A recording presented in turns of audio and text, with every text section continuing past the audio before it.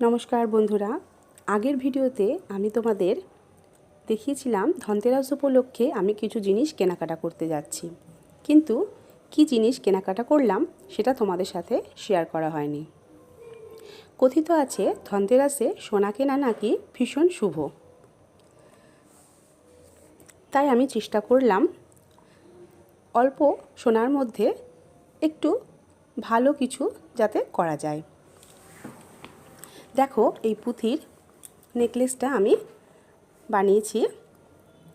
এখন তো রেডিমেড কিনতে পাওয়া যায়।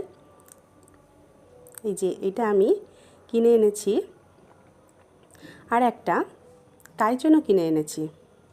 সোনার দাম এত ভীষণ পরিমাণে কয়েকদিনের মধ্যে বেড়ে গেছে যে সাধারণ মধ্যবিত্ত মানুষের পক্ষে সোনা কেনাটা খুবই দুর্বিষহ হয়ে উঠেছে।